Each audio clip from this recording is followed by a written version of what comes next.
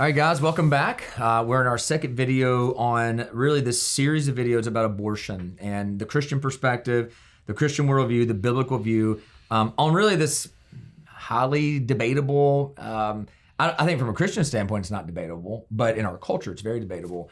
And what we're trying to do here is kind of just dissect all the layers that are involved in forming, I think, an informed biblical position. Mm-hmm. So in the last video, we got into what does the Bible say about life, about where do children come from, image bearers of God, and God's forbidding of our shedding of innocent blood and taking of innocent life. What I want to look at this video is how science and really the advancement of science has actually done nothing but favors for the pro-life position. Yeah. There used to be a day where those who were pro-choice or pro-abortion really would question, like, well, how do we know it's a baby? How do we know it's life? Or when does life begin? That was the big question. Mm-hmm. When does life begin? And where do you actually constitute a human versus a clump of cells? Or right, all these debates, because we didn't have the. Now I think Christians always had the answer, which is life begins at conception, mm-hmm. right? When the moment that egg is fertilized, we've got life. Yep. But the science hadn't called up to being able to actually see and understand and dissect some of these things. Well, now that science has come along, we see a lot of things. So let's talk about what are some of the things in recent years that science has actually shown and revealed that's strengthened the pro-life position even mm-hmm. further. Yeah, the first thing you got to do is you got to go ahead and kill the straw man real quick, because the straw man's always going to be thrown at us as believers. Well, you guys are anti-science anyway. Right. Why are you even talking about science? You guys don't believe in science. Let's just be clear about something. There's nothing more pro-science than the Orthodox Christian. Right. All right. It is the church that has provided the advancements for science. Right. And science works and science is orderly because it reflects our God. That's right. It reflects a world of order. So as the Christian who may be listening to this, man, don't run from science. You need to be running to science. Right. Because like you said, in coming up on 50 years of this, science has yet to give the other side a win. That's right. But we've been stacking them up like cordwood. Right. All right. So some of the things that I would encourage people to familiarize themselves with is first is the DNA argument. Yeah. All right. We can now prove that at the very moment of conception, unique, independent of the mother, independent of the father, new DNA is formed. Not only is it formed, but they've seen through, I know maybe it's not the right term, but through like a test tube baby, right? There's actually a flash of light that is given off. Yeah. Energy is given off. And that energy, I would say as a believer, is the energy of life. Right. That is God giving life at the moment of conception. So I would ask the person who says, well, that's not that big of a deal. I'd ask them this. If you found a bone in your front yard, all right, and you took it to the police station and they're like, oh man, we need to check this out. And it comes back, they test it, and the DNA's from a cow. What's going to happen to your front yard? Right. Nothing. You found a cow bone. Right. What if that DNA test comes back as human? What it's a femur. To your front yard? Right. Yeah. It's going to get dug up. It's going to get dug up. You're going to have that yellow tape across your front yard, and you're going to have a police department going, wait a minute. Right. We've got to figure out what's going on. Why? Right. Because DNA is legally, from a legal standpoint, and scientifically recognized as the single biggest marker of human life. Yeah, that's good. Something I would just add on to that too, and especially the arguments that will come against pro-life, they'll say, well, this is my body, so I can do with it what I want with my body. But the DNA argument would say, well, no, this is actually not your body. Yeah. This is something very distinct from your body. Yes. Now, it's in your body, locationally, spatially, it's in your body, but it's not your body. Yeah. And I think the DNA argument is a big part of distinguishing those. Oh, it destroys it. Yeah. Mm-hmm. What else would you say from a scientific standpoint has really kind of helped solidify the pro-life argument? So if you go back to late 70s, early 80s, they're not detecting a heartbeat until you're into double digit weeks, 10, 11, 12 weeks.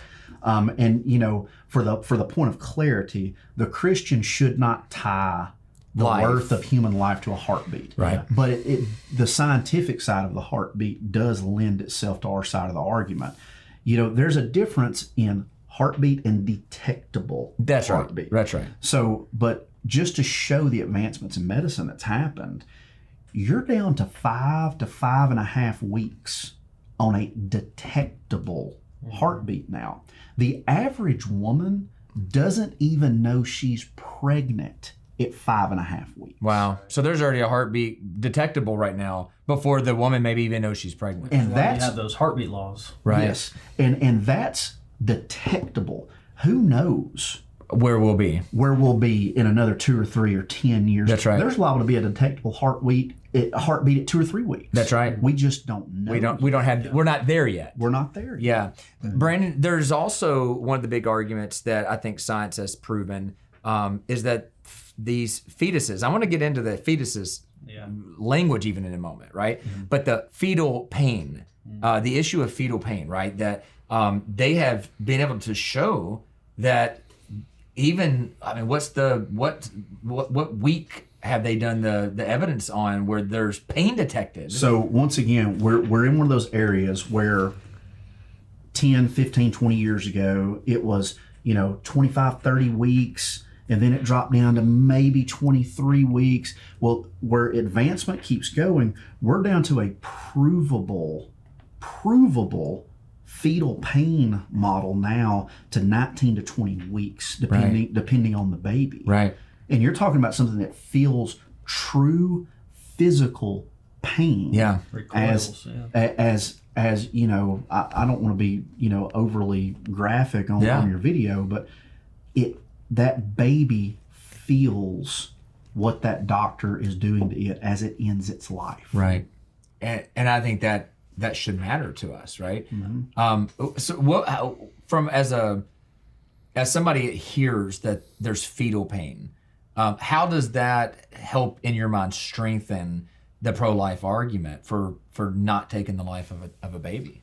And I remember watching this video of a doctor testifying before Congress, and he brought with him the tools that these abortion doctors use to take the baby out of the mother. And these tools are designed to when they take apart the baby. Yeah. Clamp onto a leg, pull the leg out. Clamp onto an arm, pull the arm out.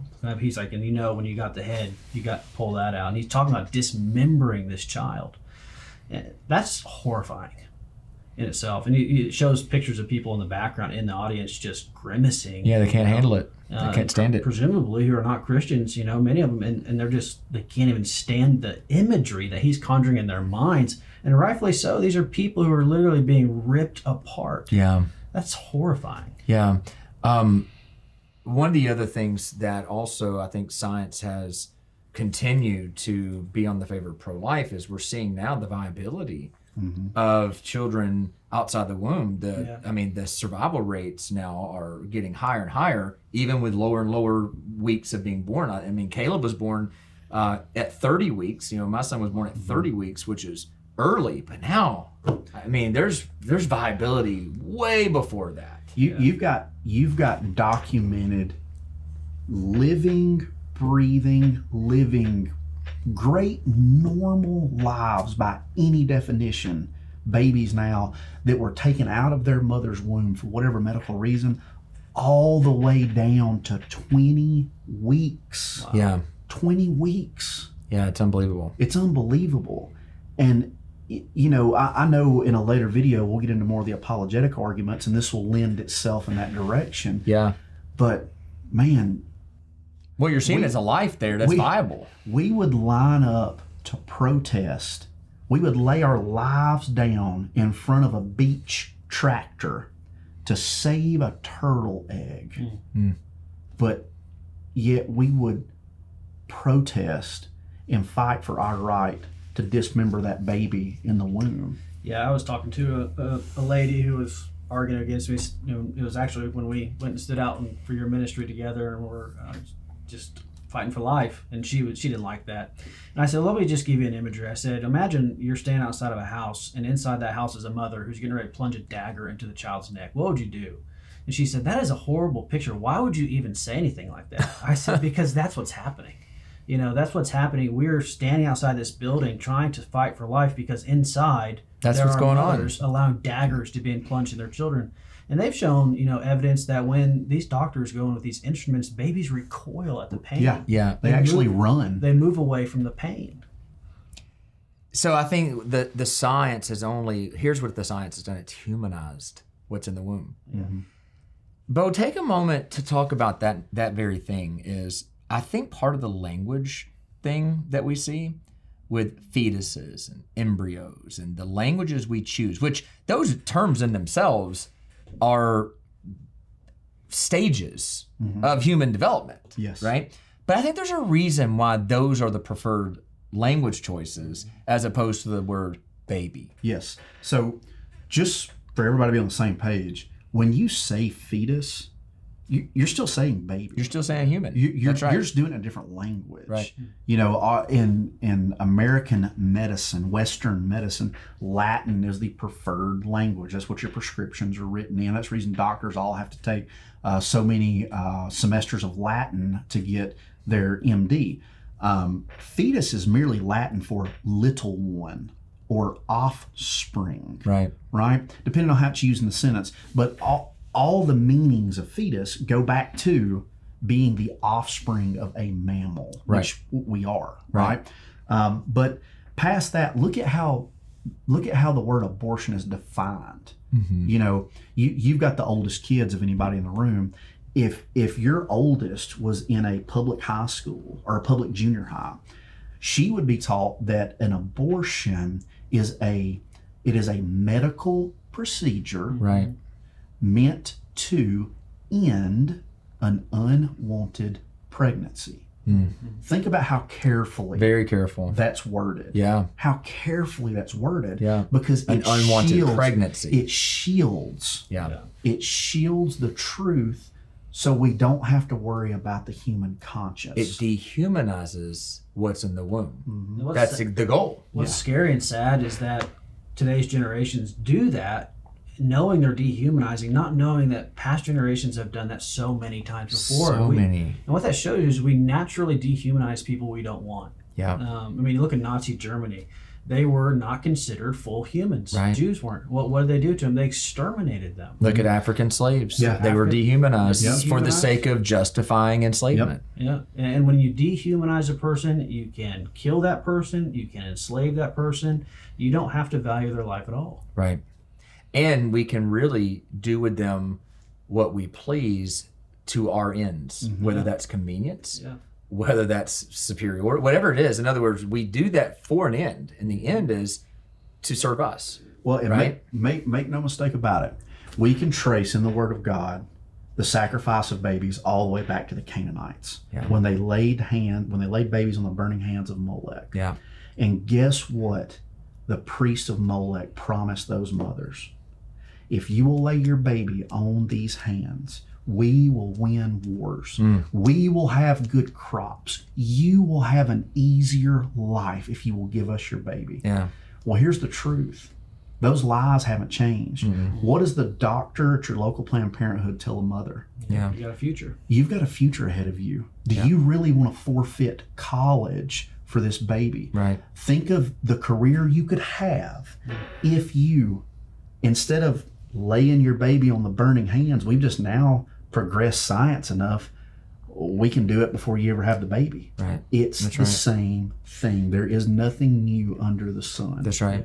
And whereas the gospel says, lay down your life for the other, what abortion is telling the baby, you lay down your life for me. And that's why you see professional women athletes, a great percentage of them have had abortions. Yeah. So that they don't have to pause or end their careers. Yeah. It's all about me and what I can have what and I'm what this accomplishing. baby's going to prevent me from doing. That's right.